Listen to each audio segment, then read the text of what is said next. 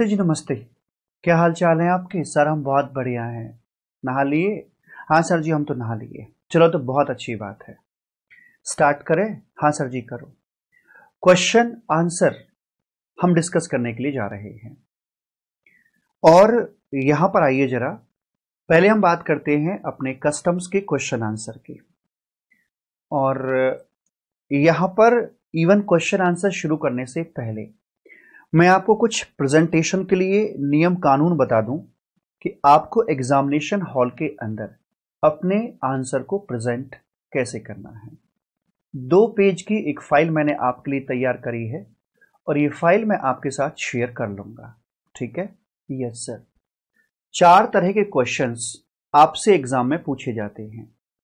पहला टाइप होता है कि कुछ डेफिनेशन पूछ ली, किसी पर्टिकुलर वर्ड का मीनिंग पूछ लिया या किसी पर्टिकुलर वर्ड के बारे में बोल दिया कि आप इसका शॉर्ट नोट लिखो, जैसे कि असेसमेंट की डेफिनेशन पूछ ली, टैक्सेबल इवेंट्स का मीनिंग पूछ लिया या एक शॉर्ट नोट लिखवा लिया आपके मान लीजिए फॉरेन गोइंग वेसल के ऊपर। तो ऐसे करके आपके क्वेश्चंस यहां पर आते हैं। जनरली इस क्वेश्चन के अंदर जो लेंथ होती है वो 1 लाइन की होती है। ये 1 लाइन वाले क्वेश्चंस आपके होते हैं, ठीक है? इसका आंसर आपको कैसे करना होगा उसे समझिएगा।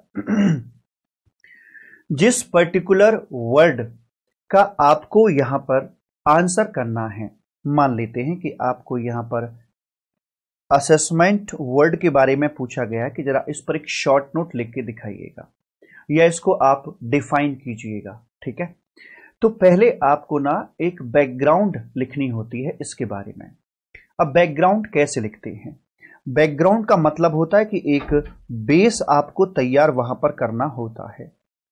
आपने देखा होगा जब माता पिता से कोई सामान आप मांगते हो कि मान लीजिए आपको कोई महंगा मोबाइल फोन चाहिए, तो पहले आप उसके लिए एक भूमिका तैयार करते हो, आप उसके लिए एक बेस पहले यहां पे तैयार करते हो। Is it okay? बताते हो कि इस महंगे मोबाइल फोन का आपके लिए क्या इस्तेमाल है, इसको खरीदने के बाद आप कितनी तरक्की कर सकते हो और भी क्या क्या इसके फायदे हो सकते हैं, उन तमाम बातों को बोलते हो। अच्छे से प्यार से मक्खन लगाकर आप बात करते हो। पिताजी और माताजी कहते हैं कि बेटा मक्खन लगाना बंद करो और मुद्दे की बात पर आ जाओ। जब यहां तक नौबत पहुंच जाए, आपका बेस पूरा तैयार हो जाए, तो फिर आपको मुद्दे की बात पर आ जाना चाहिए। जो मेन कंटेंट है वो आपको बोल देना चाहिए। तो ऐसे ही करके अगर हमें असेसमेंट वर्ड के बारे में बताना है तो पहले हमें उसको बताना पड़ेगा कि असेसमेंट का रोल क्या है इस कस्टम लॉ के अंदर या जीएसटी के अंदर या किसी भी में भी आप आंसर लिख रहे हो। ये सबके लिए यूनिफॉर्म प्रेजेंटेशन टिप्स हैं। उसका इंपॉर्टेंस बताइए, उसकी अहमियत क्या है टैक्सेशन लॉ के अंदर, उसका सिग्निफिकेंस क्या है ना, उसकी जरूरत कहां पड़ती है, वो तमाम बातें आपको वहां पर बतानी होती हैं इस बैकग्राउंड के अंदर, इस बेस के अंदर। राइट? Yes sir. उसके बाद जब मुद्दे की बात पर आते हैं तो आप यहां पर प्योर लॉ लिखेंगे। प्योर लॉ को लिखकर चलेंगे कि असेसमेंट जो आपने किताब से पढ़ा था उसमें क्या क्या बातें आपने पढ़ी थी। जैसे कि कस्टम्स के अंदर हमने असेसमेंट को पढ़ा था। डिटर्मिनेशन ऑफ टैक्स या duty liability is called assessment. दूसरा, इसे डिटरमिन करने के लिए कई सारे कंपोनेंट की हमें आवश्यकता पड़ती है, वैल्यू की, रेट ऑफ एक्सचेंज की, रेट ऑफ ड्यूटी की, ये सारी बातों को आप बताइएगा। इसके अलग अलग रूप होते हैं, सेल्फ असेसमेंट, री assessment, provisional assessment, zero assessment, आप उसको बताइए और आपका आंसर यहां पर तैयार हो जाता है। तो याद रखेंगे, पहले बैकग्राउंड बतानी है, उसके बाद आप लीगल कंटेंट पर आते हैं। जब लीगल कंटेंट आप लिखेंगे तो वहां पर आप सपोर्ट दीजिएगा। सेक्शन की सपोर्ट हो सकती है, रूल्स की सपोर्ट हो सकती है, नोटिफिकेशंस या सर्कुलर की सपोर्ट यहां पर हो सकती है।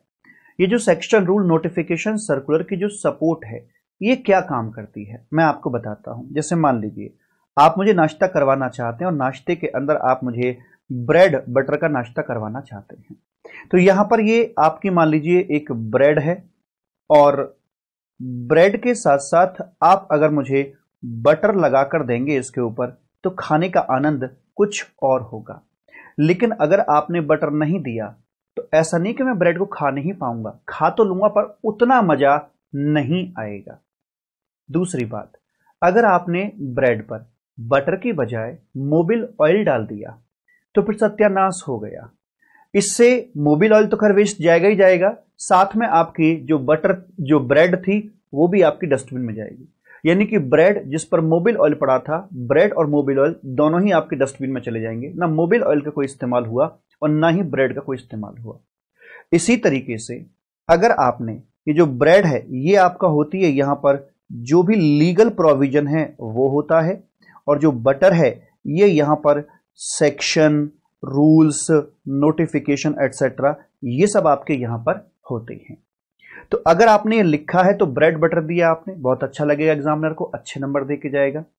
अगर आपको ये याद नहीं था और आपने तुक्का मार दिया, गलत कोट कर दिया सेक्शन, रूल्स एटसेट्रा, तो फिर वो मोबिल ऑयल का काम करेगा, जिससे कि वो खुद मोबिल ऑयल भी खत्म हो जाएगा और जो ब्रेड थी यानी कि जो लीगल प्रोविजन था वो भी आपका डस्टबिन में चला जाएगा और आपको 0 नंबर अवार्ड दिया जाएगा। इसलिए आप बचपन से सुनते आ रहे हैं कि सेक्शन वगैरह का रेफरेंस तभी देना चाहिए जब आपको वो अच्छे से पता हो कि एग्जैक्टली इसका सेक्शन या रूल्स नोटिफिकेशन नंबर ये वाला है। आपकी क्वेरी आती है, सर अगर मान लीजिए हमें सेक्शन, रूल्स वगैरह का रेफरेंस याद नहीं है तो फिर क्या करें, कैसे लिखें अपनी बात को? तो आप वहां पे स्टैंडर्ड वर्डिंग लिख सकते हैं, as per the provision of law, और उसके बाद आप अपना लीगल कंटेंट डाल सकते हैं। लेकिन आप गलत सेक्शन, रूल नंबर वगैरह कोट मत कीजिएगा, इसलिए क्योंकि सारा कुछ खत्म हो जाएगा, गड़बड़ हो जाएगा और आपको 0 मार्क्स वहां पर मिल जाएंगे। ठीक है, अब सवाल आता है कि क्या ये सब हम याद कर भी सकते हैं कि नहीं कर सकते? सेक्शंस आप अच्छे से याद कर सकते हैं, रूल्स को मैं नहीं बोलता कि आप याद रखो, नोटिफिकेशंस जो मेन हैं उन्हें आप याद रख सकते हो, और सर्कुलर्स मैं नहीं बोलता कि आप याद करो क्योंकि संख्या में बहुत ज्यादा हो जाते हैं तो उनकी आवश्यकता नहीं है। तो मेन नोटिफिकेशंस और जो आपके ये सेक्शंस हैं इन्हें आप याद रखो, अच्छे से याद करो, और आप लीगल सपोर्ट जब लिखो तो अच्छे से लिख के बताओ कि जैसे मान लीजिए असेसमेंट वर्ड को डिफाइन किया गया है सेक्शन 2 के अंदर, so as per the provision of section 2 of custom act 1962, तब आप अपनी बात को लिखना आगे शुरू करेंगे। ठीक है ना? Yes sir. एक और मन में क्वेरी आती है, सर हमें लैंग्वेज कौन सी लिखनी होगी?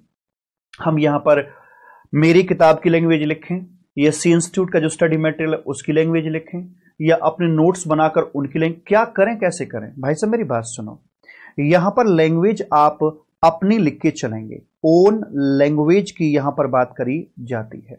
ना आप स्टडी मटेरियल की लैंग्वेज को रट्टा मार सकते हैं, ना मेरी किताब की लैंग्वेज को रट्टा मार सकते हैं। आपकी लैंग्वेज होगी तो सिर्फ और सिर्फ अपनी लैंग्वेज होगी। मैं आपको बताता हूं, अब जैसे इस बैच के अंदर मैं पढ़ा रहा हूं, ठीक है, तो कोई पर्टिकुलर टॉपिक मैंने पढ़ाया यहां पर आकर, तो क्या अगले बैच में मेरे शब्द बिल्कुल वैसे ही रहेंगे? नहीं, शब्द मेरे बदल जाएंगे, सेंस वही रहेगा, शब्द बदल जाएंगे। मैं कहता हूं आप अपना इंट्रोडक्शन लिखो पूरी फैमिली बैकग्राउंड के साथ में, अपनी क्वालिफिकेशन के बारे में, है ना, अपने माता पिता भाई बहन के बारे में पूरा इंट्रोडक्शन दीजिए विद एड्रेस वगैरह सारा कुछ दीजिएगा। आज एक पेपर पर आप उसे लिख दीजिए, एक सिंगल पेज आपने भर दिया। 2 दिन बाद फिर मैं बोलूंगा भैया अपना इंट्रोडक्शन लिखिए आप, तो आप फिर से लिखेंगे। आप दोनों पेपर को मिलाकर देख लीजिएगा, आपके शब्द बहुत हद तक बदल चुके होंगे, लेकिन उन दोनों कागज में लिखी हुई जो कंटेंट है उसका मीनिंग सेम रहा होगा। तो ऐसे ही एग्जामिनेशन हॉल में होता है भैया, आप अपनी खुद की लैंग्वेज ही इस्तेमाल करके चलेंगे, उसी पर आपको नंबर मिलने वाले हैं। ठीक है ना? Yes sir.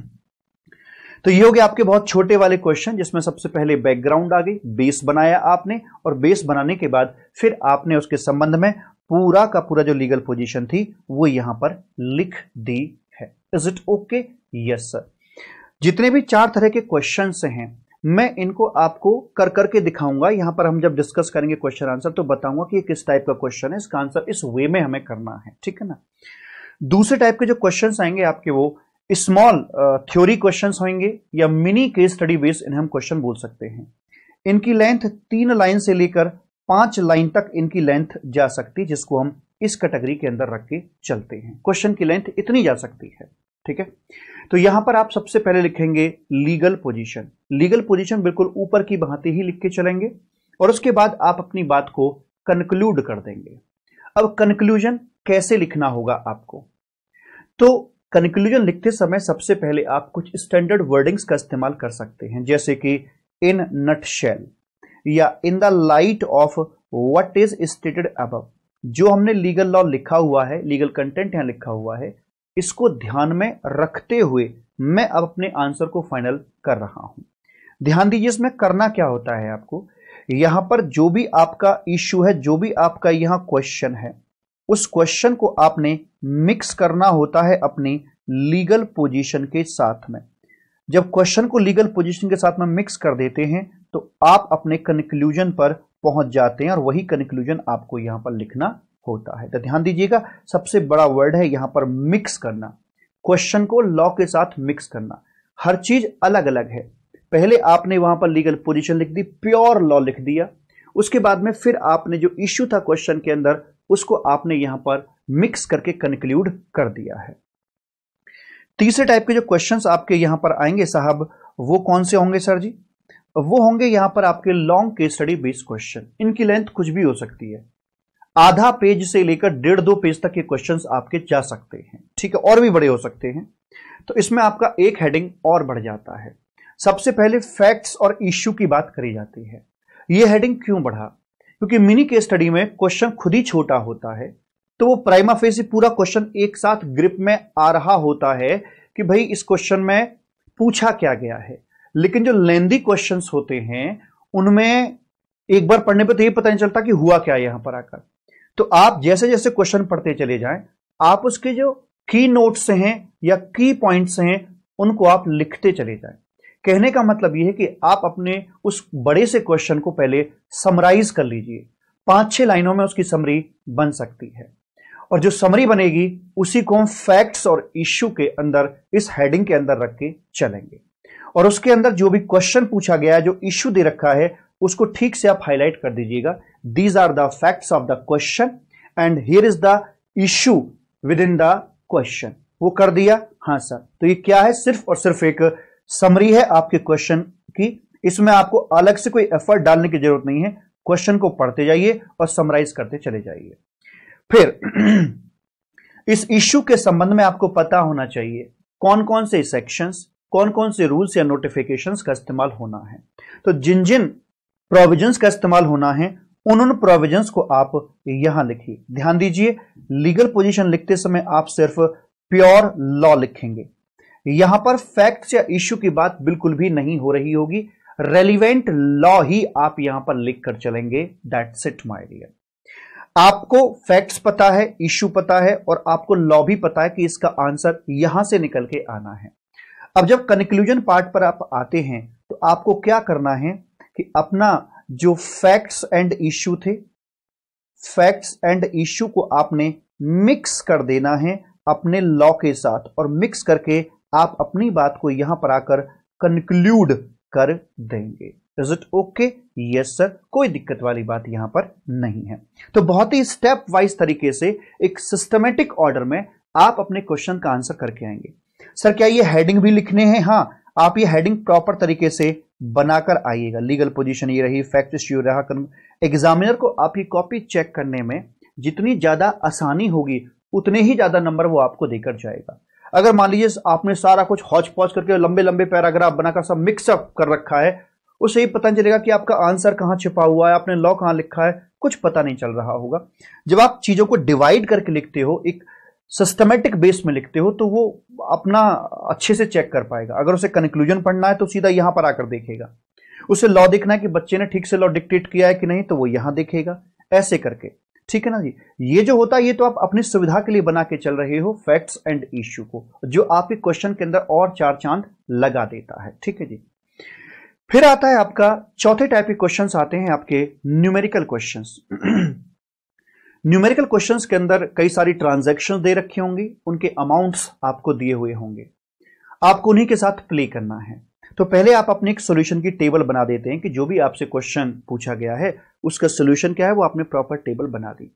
उस टेबल के अंदर किसी आइटम को आपने शायद जोड़ा होगा, किसी को घटाया होगा, या किसी पर्टिकुलर टर्म को आपने इग्नोर किया होगा, है ना।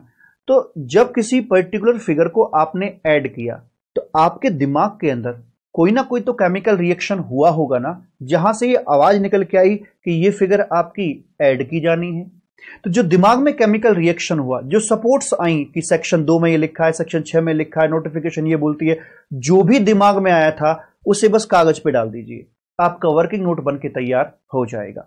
ये वर्किंग नोट बनाने बहुत बहुत जरूरी होते हैं। ये एक तरह से ज्वेलरी का काम करते हैं। जैसे दुल्हन के ऊपर ज्वेलरी बहुत ज्यादा सूट करती है, ऐसे ही ये ज्वेलरी का काम करके चलते हैं।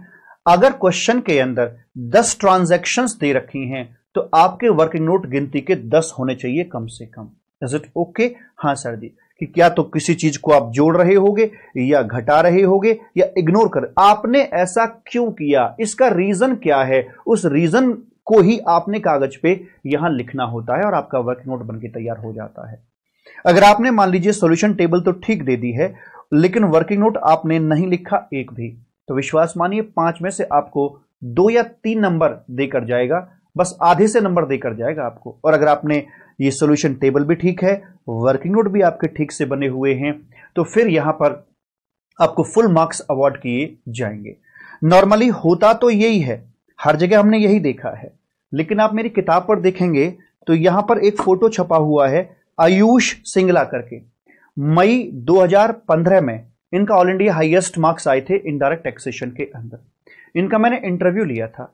उस इंटरव्यू के अंदर इन्होंने एक बात बोली थी इस न्यूमेरिकल क्वेश्चन की प्रेजेंटेशन को लेकर, और मैं बात हर बैच के अंदर बताता हूं कि सर मैंने इसमें उल्टा किया था।